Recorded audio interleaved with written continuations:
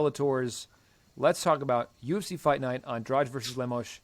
We're going to talk about, I believe, 5 different fights from the main card of this fight night. Before we dive into any of those, are there any other fights, especially on the prelims, that you guys want to highlight? Fights or fighters? I'll just quickly highlight 2 in the interest of time. We probably would have talked about Alexander Romanov versus Tanner Boser. As Omar said, Boser's out, so it's now Chase Sherman who's fighting Romanov, but Romanov is still a guy to watch. He is slowly ascending this division. He kind of hasn't had the greatest luck, as we see here, where he was supposed to get a shot against Boser, but he has been very good and is someone to watch. And then the other one that's noteworthy is that Tyson Pedro is making his return after like 3 years off with a myriad of injuries and other things, so I'll be curious to see how he looks. Do you see the line for that fight for him being off as long as he's been off? What was it, like 4-1, or am I thinking of a different fight? Dude, Tyson on the UFC website, Tyson Pedro is a minus 650. Oh my God! Wow, that's a lot. Yeah, that's a lot. Ike Villanueva, who I feel like has been more active, is a plus 460. Wow. Seems like a bit much. I think Pedro wins, but wow. Yes, but it does seem like a bit much. Yes, agree. But definitely look out for Tyson Pedro. That boy is always one to watch. I'm excited to see what his return is, if he's gotten better, if he's used the time off wisely, but excited. All right. Starting in the, where are we at here? Charles Jourdain versus Lando Vannata in the featherweight division, gentlemen. This is a great fight. Great fight at featherweight. Mark, let me throw it over to you first. What is your take on Jourdain taking on Vannata? So super tight odds here. Last I looked, it was Jourdain minus 125, slight favorite, and Vannata even money plus 100. This is a great matchup. I could easily see this one being fight of the night. Both these guys bring it. They've both been a bit up and down in their careers, but are obviously talented. I do like Charles Jourdain. I think he's dangerous. I think his last performance against Andre Ewell was the best we've ever seen from him. But I really liked what I saw from Lando in his featherweight debut. Of course, it was Mike Grundy, very different type of fighter than Jourdain is. But I thought Lando looked a lot more like controlled danger and a lot less like someone spamming playing a video game. And that's what the next step has always been for him, to just kind of control his weapons a bit more. He's quicker than Jourdain. He's got a 2-inch reach advantage. I think it'll be a scrap, but I'm going to say Lando edges it. I think he could even mix in some wrestling to kind of mix it up, and I will say he takes it 29-28. Okay. Omar, give us your take. Jourdain versus Vannata. So that fight is very interesting to me. Stylistically, I think both of them are bangers. They're definitely, I would imagine both of them actually keep it standing up for quite some time. They both seem like very violent guys. The one thing that concerns me about Lando in this fight specifically is his cardio. I think the one thing that we've seen from Lando relatively consistently is he's hot. Out of the gate, spinning attacks, large kicks, a lot of energy expended. And then by the end of the fights, or towards the end of the fights, that expenditure starts to get less and less and less, and he becomes a little bit more open to getting attacked, a little bit more open to getting shots landed on him. What we've seen from Charles Jourdain is he does not get tired. It could be the 5th round, and that kid's going to Sparta kick you into next year. So, Sparta Lando, kick was so nasty. That needs to be on his highlight reel forever. Yes. But I mean, Jourdain has either he knows how to efficiently manage his gas for the entirety of the fight, or he's just more efficient with it, or his cardio is just better. Either way, Lando needs to be on his P's and Q's when it comes to his efficiency in there and his cardio management, because if he's not, it doesn't matter. I don't think what happens in the first round if Charles Jourdain puts him out in the second or the third. So where are you going? I with all that shit, I like Lando, so I'm gonna go with Lando by I'll go with Lando by decision. I did think about the gas issue as well, so we will see. Yeah, I feel like it's happened so many times to Lando at this point that if he doesn't have it figured out, there's not really much we can do about it. But I would imagine, especially having to cut weight and kind of being more disciplined to get down there, that he's got that a bit more under control than he's had in the past. Yeah. Okay.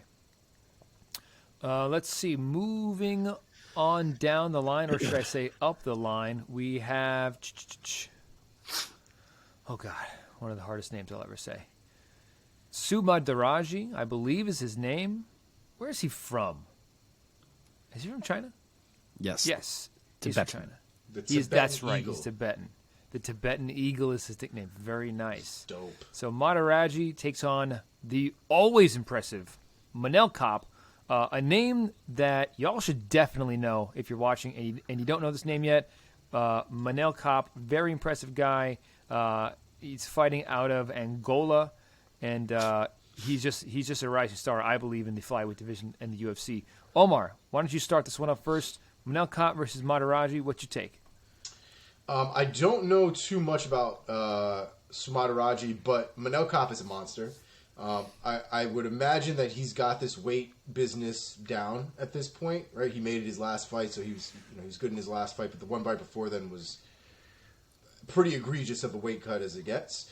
So I'm hoping he's got that part down, because if he does, man, Manel Kape, I think, is brings something very new and fresh to the division in the way that he fights.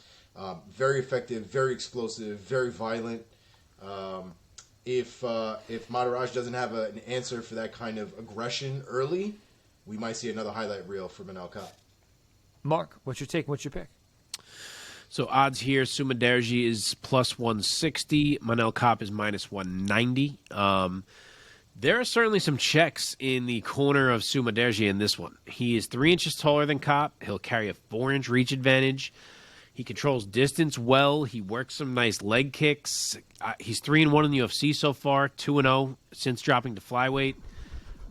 There's a way where he could get this done and kind of keep Kape at bay. But if you think I am picking against Manel Kape, then you have not been listening to this show. That's right. I love Manel's game. I think he's getting better every time we see him. It's southpaw versus southpaw here, but Manel is so light on his feet, switches stances so well that I actually think he makes that work in his favor. Yes, Sue is the longer fighter, but Manel is always really good at keeping guys off him, at not letting things land clean. And I think kind of that defensive responsibility is what will guide him in this fight. I think it'll be competitive, but I think Kape gives more than he gets over the course of 15 minutes. Sue has never been KO'd. Granted, there's a first time for everything, but I will hold off on that, and I will say Manel Kape UD. Okay. All righty. Moving on down the line, gentlemen. Who we got next? We have Macy, the future Barber, taking on Montana Monty De La Rosa. Man, real quick, ring announcer's dream name, Montana De La Rosa. All vowels, all consonant, vowel, a dream to say. It's just going to roll off the tongue like a song. Montana De La Rosa getting her first name from her home state, of course, and married to former UFC fighter Mark De La Rosa. Taking on Maycee Barber, who recently has been in the win column. I believe her last win was against one Miranda Maverick. Am I correct? Yep. Mark, start us off. What's your take and your pick? Maycee Barber taking on Montana De La Rosa. So Barber's the favorite here. She's minus 190. Montana comes back at a plus 155 dog. I think this is a really tough matchup for Montana De La Rosa. She's a bit bigger. 2 inches of height, 3 inches of reach, and maybe there's a world where she can manage to drag this fight down and just be heavy on top of Macy, but I don't see it. I just don't think Montana has the right skills to beat a Maycee Barber or necessarily out-wrestle or out-grapple a Maycee Barber. That's not to say Macy is some world beater, because she's not, but she's going to be stronger. She's faster. She hits harder. She's definitely the more well-rounded of the two. And I don't think Montana is the right type of wrestler to try to control someone who's explosive and natural of an athlete as Maycee Barber is. I just think Macy's going to give her problems all fight. Montana's tough, so I'll say she sees the bell, but Maycee Barber UD, maybe even 30-27 UD. Omar, care to share your take and your pick? Maycee Barber versus Montana De La Rosa. I don't think I've ever quite been sold on Maycee Barber. I was, measured in the beginning when everybody was touting her as sort of the next big thing, and she was winning via TKO and stuff like that. But once you started putting her in there with with people with a little bit of a name, a little bit of shine. You know, that dominance quickly went away. Montana de la Rosa is a worker. She is a fighter. For better or worse, whether she wins or she loses, she's always trying to work. Her last fight, I thought, was one of her more impressive fights. You know, she was able to get that control and able to kind of have that finishing instinct and just rain down shit until they stopped her. To Mark's point, I don't know if she will be good enough to fight Maycee Barber or to be as dominant with Maycee Barber as she was against Lipski in her last fight. However, like I said, I'm not really totally sold on Maycee Barber. And to have a little bit of controversy here, I'm going to go with Montana de la Rosa by decision. Very nice. All right, keeping things moving right along in the co-main event. I'm sorry, not the co-main event. No, you're right. But it is now. Oh, that's right. Right, I think. Yeah. In the lightweight division, Clay the Carpenter Guida, the ageless wonder, takes on Claudio Puelles. Am I saying his name right? Mm-hmm. Yeah, I think so. Puelles. Puelles, that's right. Another fight for Clay Guida. Yeah, go Mike, ahead. you're right. It looks like they put Romanov in the co-main now against Sherman, which makes no sense to me because whatever. Yeah, I agree. All right. Let's talk about it as if it is the people's co-main event. Another fight in the storied career of one Clay the Carpenter Guida. Mark, why don't you lead us off here? So this one is pick'ems, even odds. It is a really interesting matchup. Claudio Puelles is a hard guy to get a read on simply because he has fought so infrequently in the UFC. He has only 5 fights in 6 years. But he did fight twice in 2021, and he did look very good in both of them, so maybe he's going to get going here. He's got tools everywhere the fight goes. He's a dangerous guy, especially with his jiu-jitsu. But as much as Clay Guida is 40 years old and not the same guy he once was, he's still a pretty big jump in competition from the guys that Puelles has been fighting thus far. Puelles is going to tower over him. He's 5 inches taller. He'll have a 2-inch reach, but I don't know if I think it's going to matter. Clay Guida is so good at fighting that grindy, pressure-based fight. And honestly, I think that's kind of exactly how you beat Claudio Puelles right now. What gives me a little pause is knowing how susceptible Clay can be to chokes. He has gotten choked out plenty of times in his career. I could see him winning the fight and then just making the wrong move and getting his neck wrapped up. But I will say, with some hesitation, that he avoids that mistake and that he takes it 2-1 on the cards. Okay, Omar, care to share your take of Clay Guida's next fight in his long UFC career? I like Claudio Puelles. I like his technique. I like his ability to work from the ground. Early in his UFC career, he's already got 2 knee bars. I mean, that's kind of beast. While he has been fighting elite guys, he definitely has been fighting guys with a little bit of shine to them. As far as Chris Grutzmacher has been around for a minute. He was a tough alum. Not the most difficult guy as far as when you compare him up against the rest of the division, but definitely not an easy guy to get out there, especially with his style. But I really do like Puelles here. I think Clay Guida generally is a guy that can outwork somebody. But it's very hard pressed to find a Clay Guida fight that he doesn't want to take you down in. And I don't know if I have the confidence in Clay Guida to stay away from Puelles' ground game here. So I'm going to go with Puelles by submission, round 2. On Clay Guida's Wikipedia page, under the personal life section, all it says is Clay is a fan of the Chicago Bears and Chicago Cubs, and he's also a diehard Grateful Dead fan, and he has attended the Grateful Dead 50th anniversary reunion show. What a random thing to be on somebody's Wikipedia page personal life section. That's very random. Okay, going on up now into the main event of this UFC Fight Night. It is Brazil versus Brazil. Jessica Andrade versus Amanda Lemos. Guys, this is a very exciting fight in the women's strawweight division, a fight of some real consequence. Omar, let me start with you. What is your take, and ultimately give us your pick for Lemos versus Andrade? I mean, this shit is crazy. Lemos is number 10 right now in the division, and she is fighting the number 1 ranked fighter in the strawweight division right now. And the reality is I'm liable right now to pick Lemos. Lemos to me has been very impressive. The fight against Angela Hill was regardless of whether you thought she won that fight or not, was still a scrap and still a very hard fought fight. And in her other fights before then, she's been relatively dominant in those. So Jessica Andrade is no slouch by any stretch of the imagination, but we do know Jessica Andrade is vulnerable and has been hurt and can be stopped and has been dropped.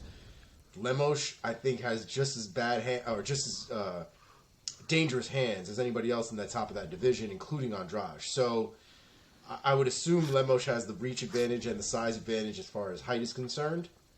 Andrade is not very big, and I don't think it's ever been very big against anybody that she fights.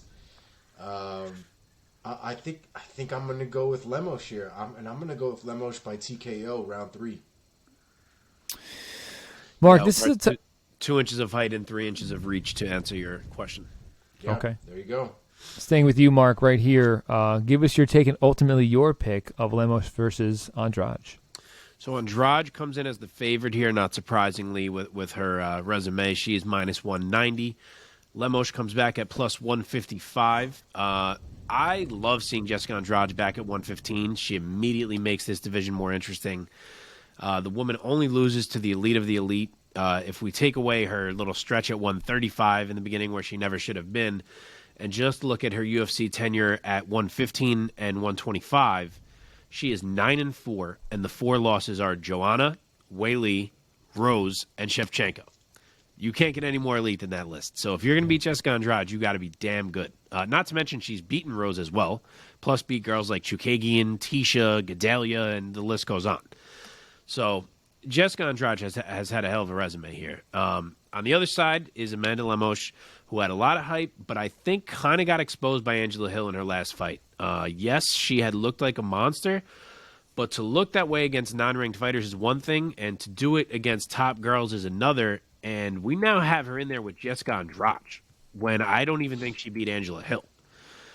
So it's a big step. Yes, against Hill, she came out hot in round 1. She looked dangerous, as she always does. But Hill survived that round, and then I think showed us that Amanda Lemos is not anywhere near as scary once you get past those initial 5 minutes. I thought Hill kind of picked her apart to win some close rounds. I thought she should have won that fight. Now, of course, Andrade is not really a fighter that's capable of the pick-you-apart approach, so it's not like she can replicate that, but I don't think that's the only avenue to beat Lemos. I think Andrade may have to endure a car crash in round 1, which makes picking this fight very hard because either girl could go down. Not to mention Andrade comes out hard in round 1 too, so round 1 might be absolute chaos. So simply because of that, it could go either way. If we get through round 1, I think this starts to turn toward Andrade, and if Angela Hill survived round 1, I think that Andrade can too.